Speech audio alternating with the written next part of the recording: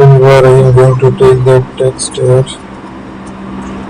made a design. I will align it into the center, stretch to increase the size of the text.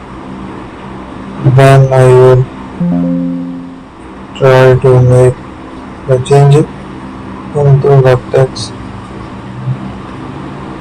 So these are the styles here we have. I will use the horizontal shape, fish shape.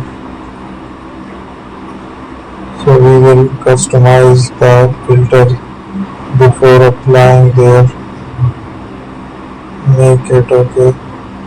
Then change the color for it.